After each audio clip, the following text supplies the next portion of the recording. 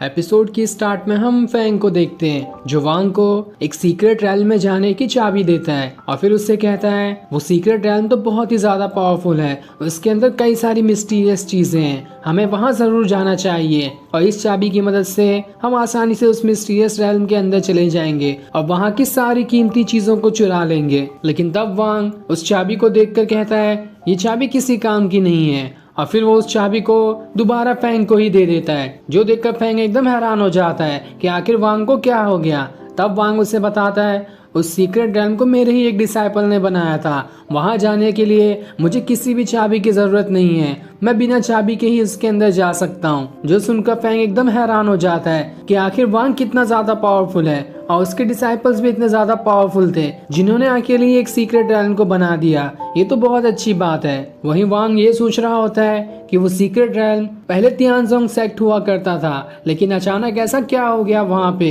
जिस वजह से वो पूरा तियानजोंग सेक्ट एक सीक्रेट रैल्म में बदल गया है। जरूर इन कुछ हजारों सालों में वहाँ पर कुछ गड़बड़ी होगी जब मैं कल्टीवेशन कर रहा था। किंशु उसे बताती है मुझे तो ठीक से नहीं मालूम कि आखिर यहाँ पर क्या हुआ था, पर मैंने अपने भाई से इतना सुना है आज से 10,000 साल पहले यहाँ पर बहुत ही भयानक तूफान आया था जिसमें कई सारे सेक्ट बर्बाद हो गए और हो सकता है उसी में तियानजोंग सेक्ट बर्बाद हुआ होगा जो कि अब सीक्रेट रैल्म में बदल चुका है। लेकिन तब भी वांग को अजीब ही लग रहा होता है कि इतना पावरफुल सेक्ट आसानी से कैसे बर्बाद हो गया, जरूर इसके पीछे कोई ना कोई होगा, मुझे इसका पता लगाना होगा। जिसके बाद वो किंशु से कहता है मेरे पास एक स्वॉर्ड है जो मैं तुम्हें देना चाहता हूँ, लेकिन उसके लिए तुम्हें प्रैक्टिस करने की जरूरत है, तुम वो प्रैक्टिस कर लो, मैं तुम्हें वो स्वॉर्ड दे दूंगा। जो सुनकर किंशु खुश हो जाती है। जिसके बाद वांग उसे एक बुक देता है जिसमें कई सारी स्वॉर्ड की टेक्निक लिखी हुई है। तब फैंग वांग से कहता है मेरे लिए कुछ नहीं है क्या,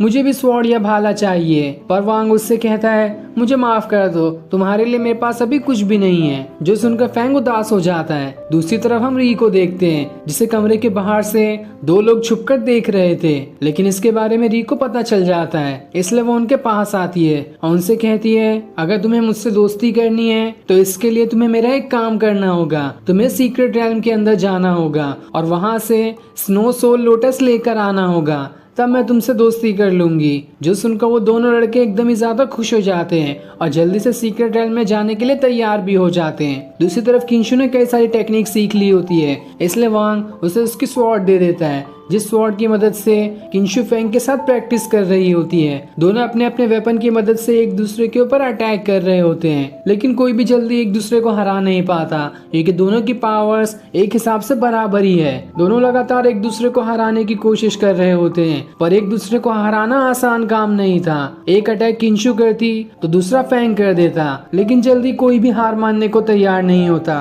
और इस तरह से उनकी लड़ाई काफी देर तक चलते जा रही होती है। लेकिन जो स्वॉर्ड वांग ने किंशु को दिया था वो काफी ज्यादा पावरफुल थी और जब उस स्वॉर्ड की मदद से किंशु एक जोरदार अटैक फैंग के भाले पर करती है, उसका भाला दो टुकड़े में बदल जाता है, जो देखकर फैंग एकदम ही हैरान हो जाता है कि आखिर मेरा भाला कैसे टूट गया और अब उसके पास प्रैक्टिस करने के लिए कोई दूसरा भाला भी नहीं है। तब वांग अपनी पावर्स की मदद से वहाँ पर एक भाला ले आता है जिसे वो फैंग को दे देता है और उससे कहता है ये भाला मुझे काफी टाइम पहले मेरे मास्टर ने दिया था, इसलिए मैं ये भाला तुम्हें देना चाहता हूँ ताकि तुम इसकी मदद से अपनी प्रैक्टिस को आगे बढ़ा सको। जो देखकर फैंग एकदम ही ज्यादा खुश हो जाता है। दूसरी तरफ हम उस सीक्रेट रैल्म के गेट को देखते हैं जहाँ कई सारे लोग खड़े होते हैं जो सभी चाबी की मदद से उस रैल्म के अंदर जाना चाहते हैं। फैंग वांग को वो चाबी देता है ताकि हम इसकी मदद से उस सीक्रेट रैल्म के अंदर जा सकें, लेकिन वांग अपनी पावर से उस चाबी को चकनाचूर कर देता है और उससे कहता है मैंने तुम्हें पहले भी बताया था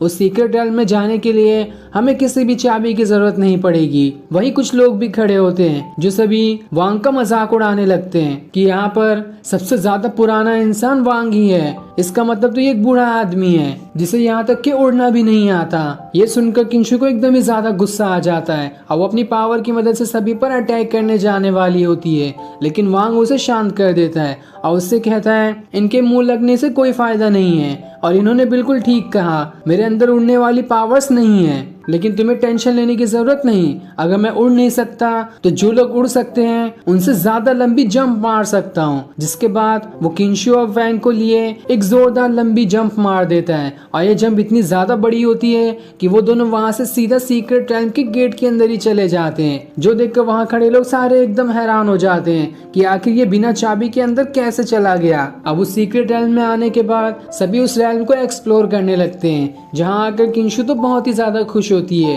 क्योंकि ये रैल्म काफी ज्यादा सुंदर दिखाई दे रहा था और वहाँ पर हर जगह हेवनली फ्लावर्स भी रखे होते हैं जिन्हें तोड़कर किंशु अपने पास रख लेती है क्योंकि उसने आज तक इतने खूबसूरत फ्लावर्स कहीं नहीं देखे थे। तब उसे वहाँ पर एक और फ्लावर दिखाई देता है और जैसे वो उस फ्लावर को लेने जा रही होती है वहाँ पर वही दोनों लड़के आ जाते हैं जिन्हें री ने भेजा था स्नो सोल लोटस को लाने के लिए। और जैसे वो वहाँ पर आते हैं उस फ्लावर पे पैर रख देते हैं, जो देखकर किंशु को एकदम ही ज्यादा गुस्सा आ जाता है और वो इतना जोरदार अटैक उन दोनों पे कर देती है कि वो वहां से आसमान में ही चले जाते हैं और तारे के जैसे बन जाते हैं। तब वहां पर री आती है जो वांग और किंशु से कहती है, मुझे माफ कर देना, मैंने ही इन दोनों को यहाँ पर भेजा था ताकि स्नो सोल लोटस ला सके, लेकिन अब मुझे वो नहीं चाहिए। जब तुम यहाँ आ गए हो तो तुम्हें ही जाकर वो लोटस ले लेना चाहिए। वो लोटस बहुत ही ज्यादा पावरफुल है और मुझे तो लगता है कि तुम इसके बारे में पहले से ही जानते होगे कि आखिर वो लोटस कितना ज्यादा पावरफुल है। वांग किंशु से कहता है, री सही कह रही है, वो लोटस बहुत ही ज्यादा पावरफुल है। जब मैं अपने मास्टर के साथ रहता था तो कई बार मैंने उस लोटस की पावर्स का यूज किया है। वो पूरी बॉडी को एकदम ही ज्यादा रिफ्रेश कर देती है, इसलिए हमें वहाँ जाना चाहिए। साथ ही री उन्हें ये भी बताती है कि उस लोटस की गार्डियन कई सारे खतरनाक बीस्ट कर रहे हैं, पर इससे वांग को क्या ही फर्क पड़ने वाला था। वो वहां जाने के लिए तैयार हो जाता है। दूसरी तरफ हम उन दोनों लड़कियों को देखते हैं जिन्हें री ने उस लोटस को लाने के लिए भेजा था और जैसे ही वो उस लोटस के पास आते हैं दो खतरनाक बीस्ट आकर उन दोनों के ऊपर अटैक कर देते हैं और बेरहमी से उनकी हत्या कर देते हैं। और ये सीन दिखाते ही ये एपिसोड यहीं एंड हो जाता है। Thanks for watching.